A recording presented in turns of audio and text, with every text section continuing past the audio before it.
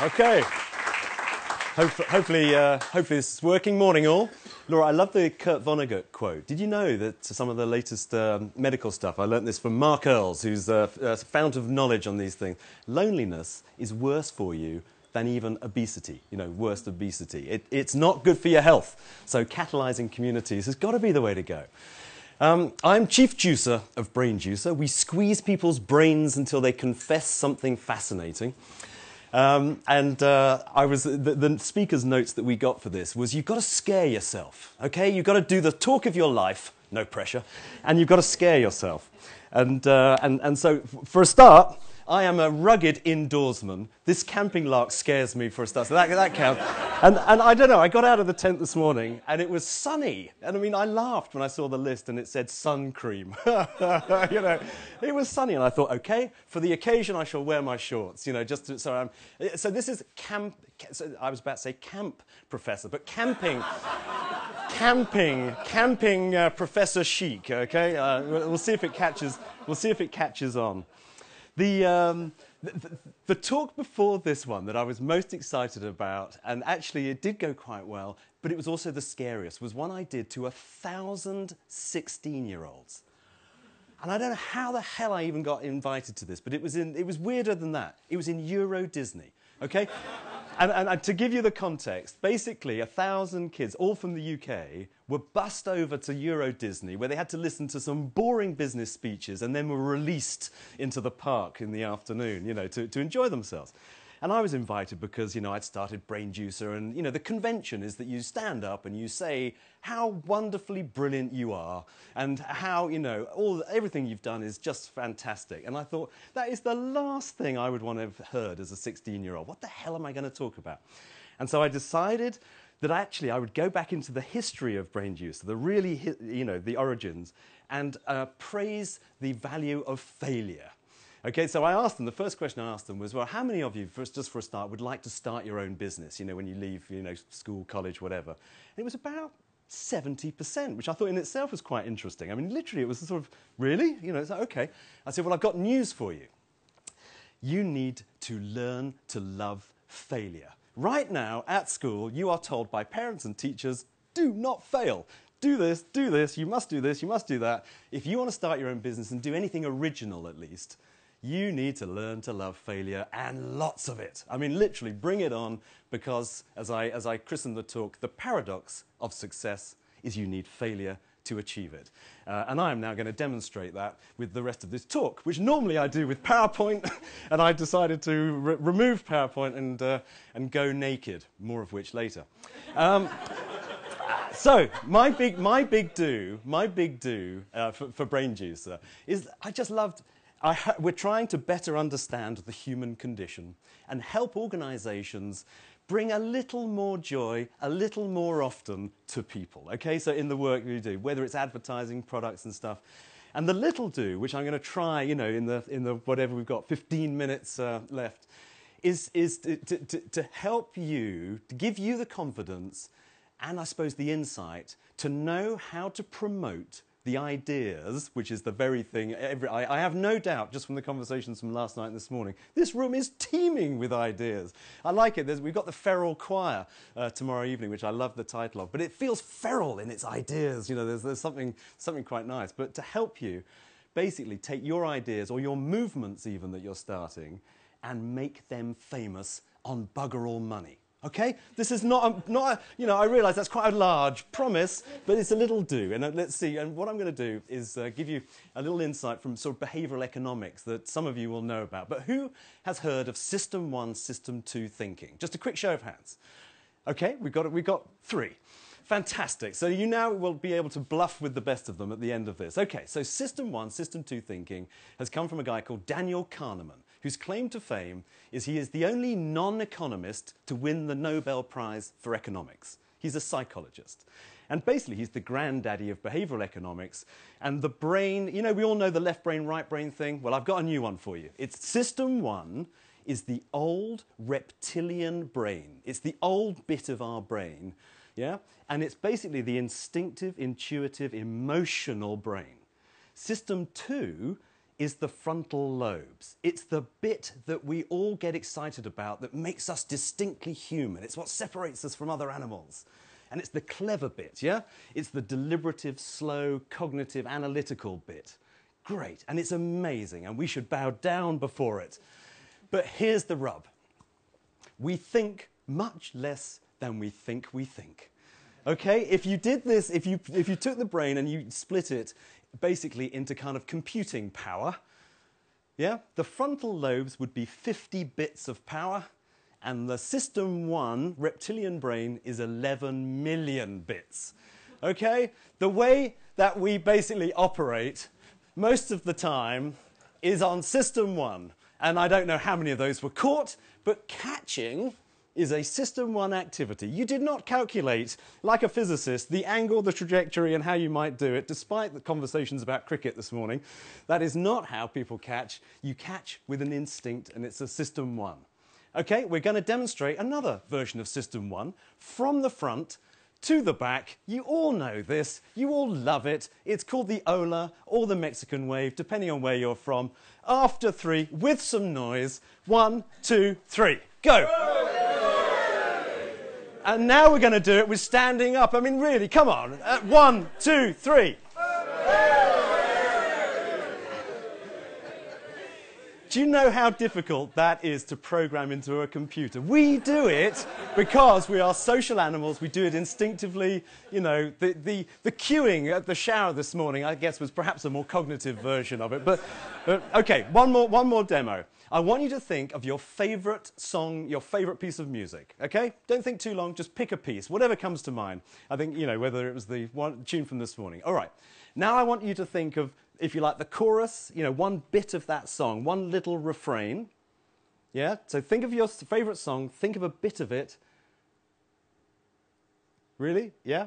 Now pick one note, okay? Just pick one note from that little phrase. And after 3, I want you to hum it, sing it out loud together. Okay, you ready? Everyone's thinking, oh God, have I got a note? Have I got a note?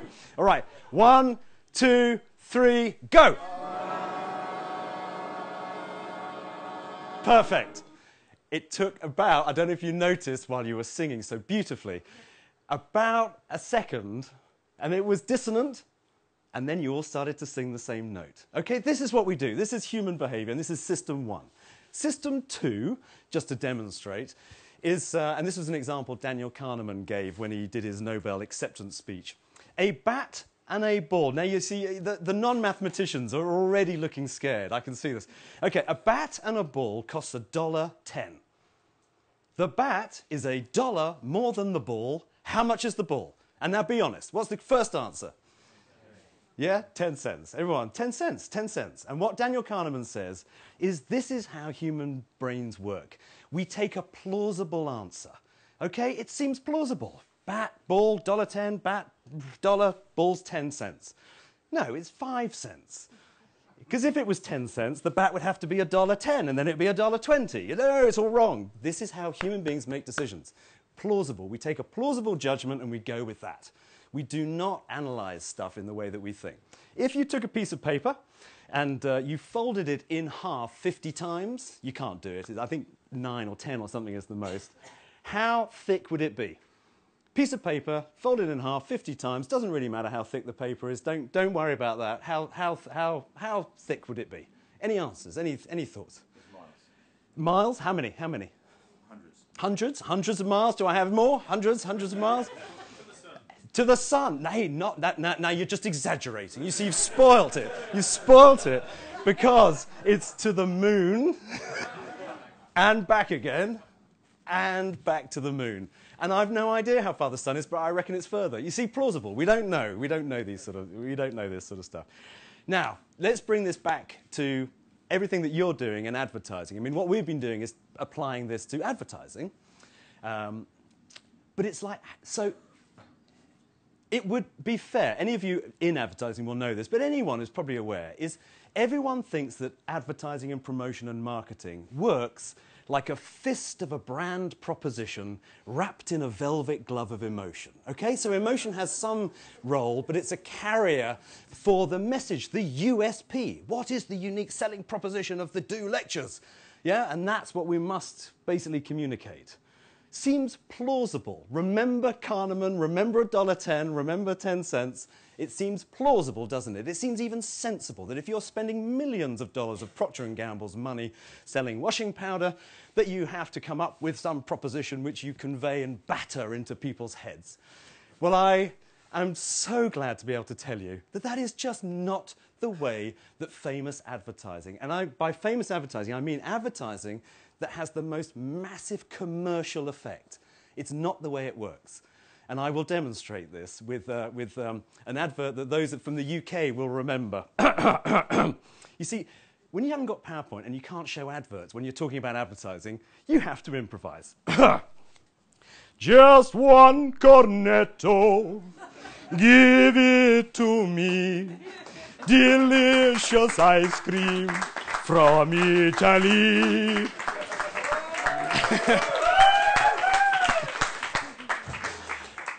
That advert, I mean, Cornetto, I work for Unilever a lot, but they must have spent millions and millions and millions on other Cornetto adverts since that ran, I think in 1975 or something.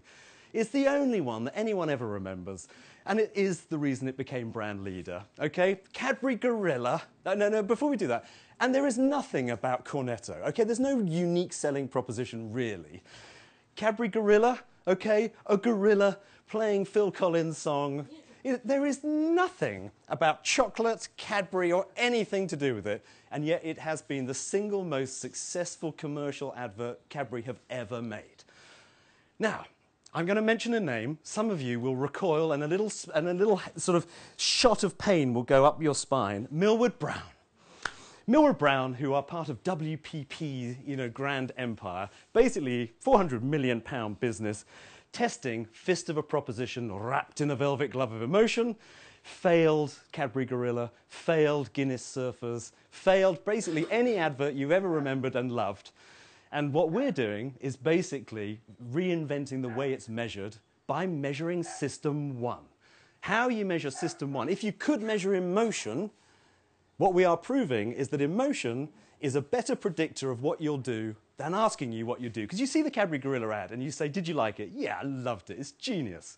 And by the way, there's another one of an emu. If anyone's seen this, I think it was South Africa, which is genius too. And it's this emu doing a parachute jump. And it's an emu going into a plane and jumping out. And you're suddenly thinking, oh no, oh no, oh no. And then a Cadbury parachute comes out. But anyway, it's genius. But you say, would you buy more chocolate? No. Come on. If you're actually asking me, no. But you do. Okay. Now, the way you measure emotion, is the following. There's a guy called Paul Ekman who's done this wonderful work that says there are 7 emotions that are universal in the world, okay? They're not cultural, 7 emotions, and if anyone's seen Lie to Me, you'll know that it's based on the same science. Okay, we're going to do the first emotion. I'm going to demonstrate the 7 emotions, because this is what we measure. Okay, what I'd like you to do is smile. I mean, many of you are doing this already, which I love you for. Thank you. But smile, just smile, really big smile, okay? Okay, and now add a little laugh, a little chuckle, just... There's this guy in India that does laughing thing, but it works. You actually, when you pull the face, you actually feel the emotion, okay? And you can't kind of fake it. Okay, so that's the first emotion, okay, is happiness. I mean, that's the obvious one. Now this, you'll have to sort of pass around, because you see, whoever caught the last ones is going to be sorry that they caught these ones. Let's check that. Oh, there we go. This, for those of you that can't quite see at the back, is a dog turd. I'm glad to say it's a fake joke dog turd. My son was so happy when we went to buy this. He said, why are you buying that? I said, I'm demonstrating disgust. Okay, so the second is disgust. And while you're making a note of that, fear is the third one. Okay, fear is the third one. The fourth one,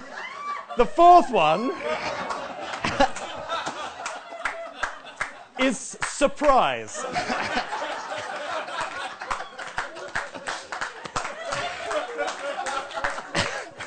Now, I apologize for those of a weak disposition. Someone said to me this morning, bottoms are funny, balls are not. So 2 days ago, I had actually ordered on Amazon a pair of Welsh Red Dragon boxer shorts. That's what I was going to reveal. But I think Amazon just thought the address here was fake. You know, the chicken coop forest. And it's like, oh, come on, we're not going to... So they haven't arrived, so apologies for that. OK, news of the world and Murdoch, yeah, would be contempt. I mean, it's a contempt that they didn't actually know exactly what was going on. And then the fact they hacked the phone of a, you know, kind of murdered teenager, Millie Dowler, would be anger. Or if we had Rosie Long from last night, there was great anger there about Tory policy. And then the last one, of course, you know, from the last weekend, you know, would be Sunday's 9/11, sadness. And sadness is the last. And we measure these by measuring people's facial, basically by pick which of the faces they measure. You watch an advert, and it's which of these faces, which of these emotions do you feel? And the single most important score is neutral. So we have added neutral. So if you feel nothing, you do nothing. It is better to make people angry in your advertising than it is to make them neutral and to do a perfectly pleasant thing. This is why Ryanair, whose tagline should be the world's worst airline and proud of it, works. It actually works, even though it drives us nuts. And actually, funnily enough, EasyJet, which is a much more pleasant experience since Stelios has gone, actually is becoming a bit neutral. And you can feel the kind of the energy, you know, kind of coming out of it. OK, so for us, what we have proved statistically, which is Millward Brown is doing their nut over, is that the world's most famous adverts that create the biggest commercial effect are sheer emotion. They are almost content-less. And when you are getting really serious about what you do, which you are serious about your missions, you have to find your inner fool in order to engage people emotionally. Now, you can do it with anger and sadness and whatever, or you can do it with happiness and fun and whatever, but you have to make people feel something because, and I don't mean to, you know, the speakers should keep their ears shut now, the content matters so much less than we think it matters. We think so much less than we think we think. We feel. We are feeling creatures. That's all we remember. And so when you're doing your promotion and when you're doing your marketing, just make it something that people would be either shocked by or loved by or something. Do not do neutral. Do not do bland because you're wasting your time and money. The other good news is it costs a fraction of the money to achieve. Yeah? So it's massively more effective and massively more efficient. And I guess that's hopefully what there is. There's 2 minutes left. Great. Which basically gives me time just to ask for